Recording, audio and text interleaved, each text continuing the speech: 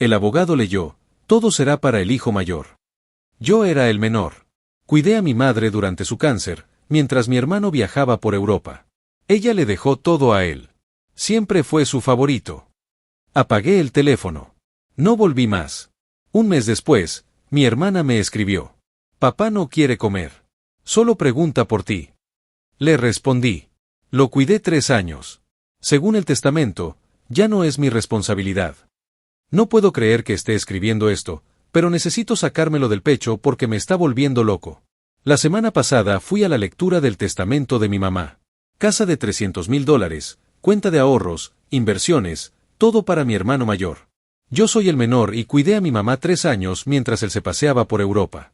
Cuando escuché eso me quedé helado. Literalmente no podía procesar lo que acababa de pasar. Lo único que pensaba era en la foto que ese idiota había subido a Instagram desde París mientras yo llevaba a mamá a quimio. 3 años. 3 malditos años cuidando a mamá mientras él vivía su aventura europea. El abogado evitaba mirarme. Sabía que era injusto. Todo el mundo en esa oficina lo sabía.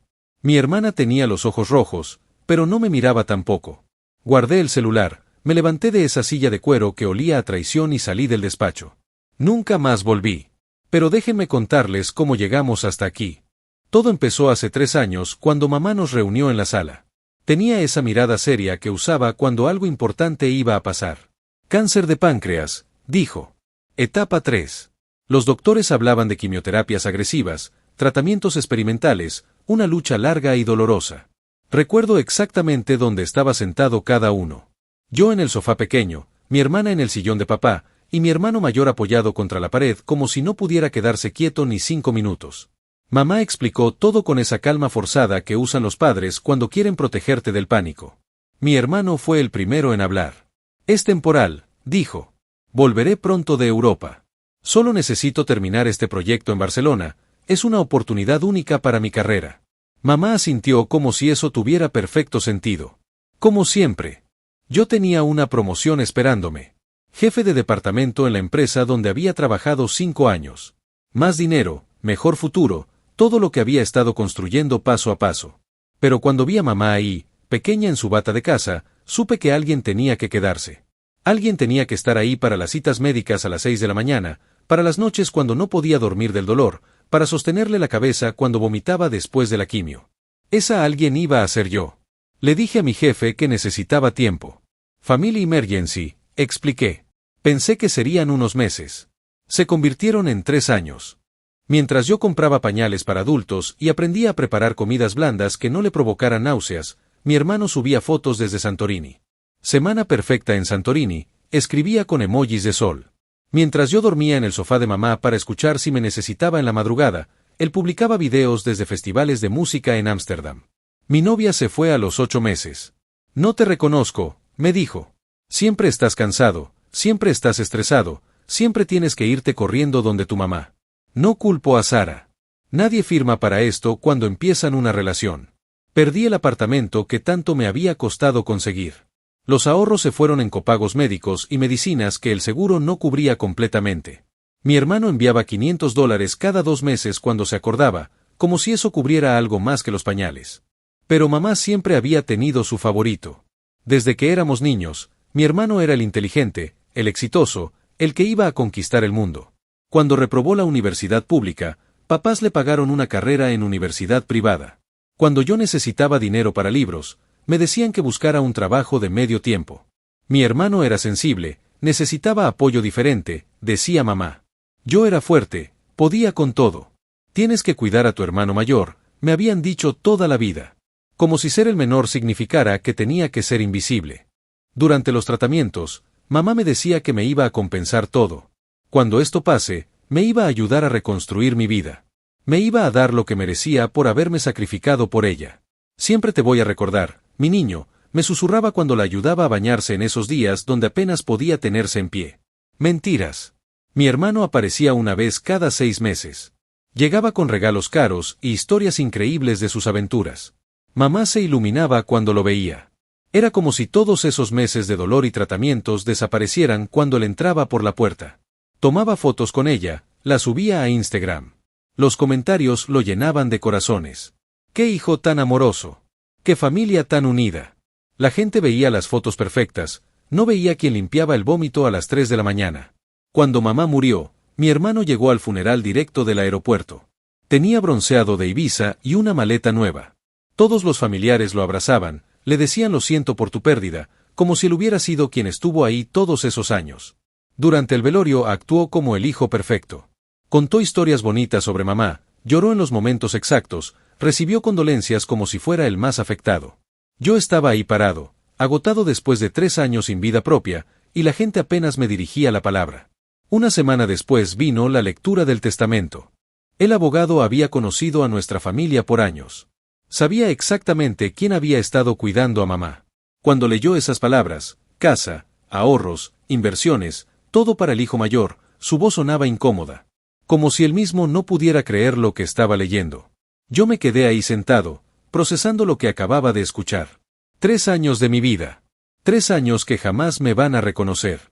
Una promoción perdida, una novia perdida, ahorros perdidos, salud mental perdida. Todo para cuidar a la mujer que al final decidió que mi sacrificio no valía nada.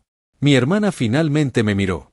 Tenía esa expresión que ponía cuando sabía que algo estaba mal, pero no sabía qué decir. Mi hermano revisaba su teléfono, como si la lectura de un testamento fuera aburrida para él. Y ahí fue cuando supe que nunca había importado realmente. Me levanté, guardé el celular en el bolsillo y caminé hacia la puerta. El abogado me llamó, dijo que había algunos papeles que revisar, algunas cosas que aclarar. No volteé. Salí de esa oficina y no volví más. Después de salir de esa oficina, bloqueé a toda mi familia. Cambié mi número, me mudé a un apartamento al otro lado de la ciudad y básicamente desaparecí del mapa. La gente me pregunta si no me sentí mal por cortar contacto así de radical. Honestamente no. Estaba tan quemado emocionalmente que lo único que quería era silencio. 3 años sin vida propia te dejan agotado de maneras que no sabía que existían. Los primeros días fueron raros. Me levantaba y por un segundo pensaba que tenía que ir a casa de mamá, que tenía que revisar sus medicinas o prepararle el desayuno. Después recordaba que ya no era mi problema y no sabía si sentirme libre o vacío. Conseguí un trabajo nuevo. No era lo que había perdido, obviamente, esa oportunidad ya no existía. Pero era algo decente en una empresa pequeña donde nadie conocía mi historia. Ahí era solo un tipo normal que hacía su trabajo y se iba a casa. Me gustaba esa sensación de anonimato. Por supuesto mi familia no iba a dejarme en paz tan fácil. Primero empezó mi hermano. Consiguió mi nuevo número no sé cómo y me llamaba cada 2 días. Necesitamos hablar, decía. Esto es ridículo. Actúas como un niño. Como si él fuera quien tenía derecho a estar molesto. Después fue mi tía Rosa. Esa mujer que en 3 años de enfermedad de mamá apareció exactamente 2 veces, ahora de repente era la experta en dinámicas familiares. Tu mamá te quería mucho, me decía. Estás siendo inmaduro. La familia es lo más importante. Fácil decir eso cuando nunca moviste un dedo para ayudar. Mi primo también se metió. Es tu hermano, la familia es sagrada, tienes que perdonar.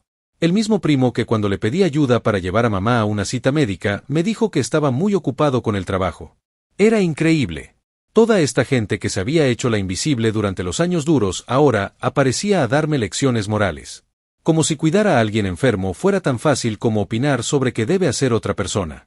Mi hermana era la única que no me presionaba directamente, pero sé que ella era quien les pasaba información sobre mí a los demás. Era como un teléfono descompuesto familiar donde todos sabían dónde vivía, dónde trabajaba, cómo estaba. Bloqueé todos los números. Borré Facebook, Instagram, todo. Si querían drama podían hacerlo sin mí. Mientras tanto parece que mi hermano estaba descubriendo lo que significaba ser responsable de alguien más. 8 meses después de la muerte de mamá, papá empezó a ponerse mal. Diabetes que no se cuidaba bien, hipertensión, los problemas típicos de un hombre de 70 años que vivía solo. Pero ahora no tenía a mamá para recordarle las pastillas o cocinarle comida saludable. Mi hermano contrató una cuidadora. 4 horas al día, de lunes a viernes. $2,000 al mes que aparentemente no podía mantener por mucho tiempo. La mujer era buena, pero obvio que 4 horas no alcanzaban para alguien que necesitaba supervisión constante. Me enteré de todo esto por los vecinos de papá. Resulta que cuando te desapareces del mapa la gente busca formas de contactarte. La señora Mercedes, que vivía al lado de papá desde hace 20 años, consiguió mi número y me contó todo.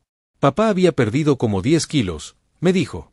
No comía bien, se veía deprimido, Preguntaba por mí constantemente. ¿Por qué no viene el niño?, decía. ¿Dónde está el niño? Como si después de 70 años todavía fuera el niño para él. Mi hermano estaba estresado. No sabía que papá necesitaba tanto cuidado, le dijo a la señora Mercedes. Como si fuera una sorpresa que una persona mayor enferma necesite atención. Donde había estado los últimos 3 años que yo hacía exactamente eso con mamá. La parte que más me dolió fue cuando la señora Mercedes me contó que papá había empezado a rechazar la comida. Solo comía cuando preguntaba si yo había llamado. Si le decían que no, dejaba el plato sin tocar. Era como si estar lejos de mí lo estuviera matando de tristeza. Ahí fue cuando mi hermana decidió intervenir. Me llegó un mensaje de texto un domingo en la mañana. Era una foto de papá. Había perdido por lo menos 20 kilos. Se veía frágil, perdido, como un fantasma de la persona que recordaba. El mensaje decía: papá está muy mal. Solo come cuando pregunta si has llamado. Por favor. Me quedé viendo esa foto no sé cuánto tiempo. Ese hombre había sido mi héroe cuando era niño. Me enseñó a manejar bicicleta, me llevaba al fútbol los domingos, se enorgullecía cuando traía buenas calificaciones del colegio. Verlo así me partió el corazón. Pero después recordé todo lo que había pasado. Recordé que él había estado de acuerdo con el testamento. Recordé que él también había permitido que yo fuera el único responsable de mamá durante 3 años. Recordé que cuando mi hermano se fue a Europa, papá había dicho que era una gran oportunidad para él. Papá nunca había sido malo conmigo, pero tampoco había sido justo. Le respondí a mi hermana con un mensaje que sabía que iba a doler: lo cuidé 3 años. Según el testamento, ahora es problema del heredero. Apagué el teléfono y me fui a caminar. Necesitaba aire fresco y tiempo para procesar lo que acababa de hacer. Porque por primera vez en mi vida había puesto límites. Por primera vez había dicho no cuando mi familia esperaba que dijera sí automáticamente. Por primera vez había hecho que alguien más se hiciera cargo de las consecuencias de sus decisiones. Y la verdad es que se sentía bien. Se sentía como justicia. Después de ese mensaje pensé que mi familia me iba a dejar en paz. Me equivoqué. 2 semanas después, papá terminó en el hospital. Descompensación diabética y desnutrición severa, según me contó después la señora Mercedes. Lo encontraron desmayado en la cocina a las 2 de la tarde. La factura del hospital fue de $8,000.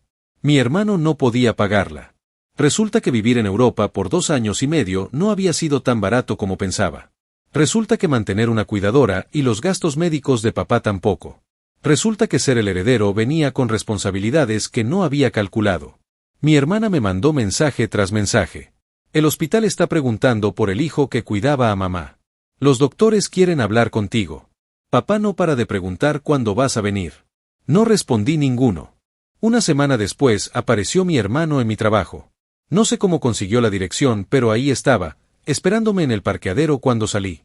Se veía terrible. Había perdido como 10 kilos, tenía ojeras hasta el suelo y le temblaban las manos. No sabía que eras tan rencoroso, me dijo. Como si el problema fuera mi personalidad y no sus decisiones. Le dije que no tenía nada que hablar con él. Que había hecho su elección cuando decidió irse a Europa mientras mamá se moría. Que había hecho su elección cuando aceptó toda la herencia sin pensarlo 2 veces. Ahí fue cuando se quebró. No puedo más, me dijo. No sabía que era tan difícil. No sabía que papá necesitaba tanta atención. No sabía que los gastos médicos eran tan altos. Como si la ignorancia fuera una excusa válida. Me contó que había estado considerando vender la casa. Nuestra casa de la infancia, donde crecimos, donde mamá había vivido hasta el final. La iba a vender para pagar las deudas médicas y librarse del problema. Mi hermano siguió hablando. Me ofreció la mitad de la casa si lo ayudaba con papá. Te doy lo que papá quería darte, me dijo. Solo ayúdame. No puedo solo. Era irónico. Ahora sí quería compartir la herencia. Ahora sí reconocía mi valor. Cuando necesitaba algo de mí. Le pregunté dónde había estado esa generosidad cuando mamá estaba viva. ¿Dónde había estado esa conciencia de familia cuando yo me estaba destruyendo cuidándola? ¿Dónde había estado esa humildad cuando aceptó toda la herencia sin chistar? No tenía respuesta para nada de eso. Mamá siempre decía que tú eras más fuerte, me confesó. Que podías con todo. Que yo era más sensible y necesitaba protección.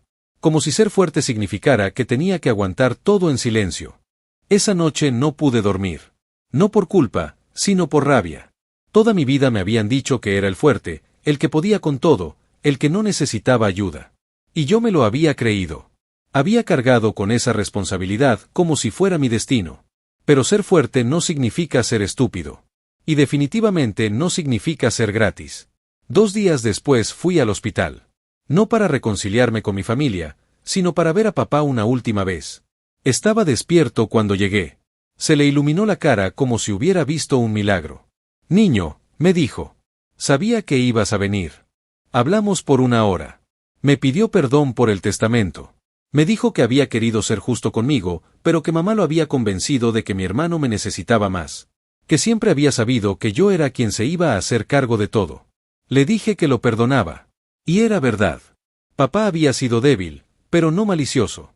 Había permitido que mamá tomara esas decisiones porque siempre había sido más fácil ceder que enfrentarla. Pero perdonar no significa olvidar. Y definitivamente no significa volver a ser el que carga con todo. Antes de irme hice algo que nunca pensé que haría. Le conseguí un lugar en un hogar geriátrico. No de los baratos, sino uno bueno, con atención médica las 24 horas. Pagué la primera mensualidad. $3,000 que me dolieron pero que necesitaba pagar para dormir tranquilo. Le dije a mi hermano que esa era mi despedida. Que papá iba a estar bien cuidado por 1 mes. Que después de eso, el heredero se las tenía que arreglar solo. Mi hermano me suplicó que reconsiderara. Que la familia era lo más importante. Que mamá habría querido que estuviéramos unidos. Las mismas frases vacías que habían usado toda la vida para manipularme.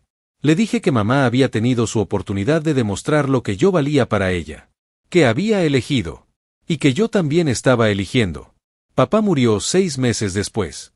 Murió tranquilo, bien cuidado, sin dolor. Mi hermano había logrado mantener los pagos del hogar vendiendo la mitad de las inversiones que había heredado. No fui al funeral. Envié flores y una nota que decía, descansa en paz, papá. Que mi hermano se encargara de los discursos emotivos y las condolencias. Yo ya había hecho mi parte.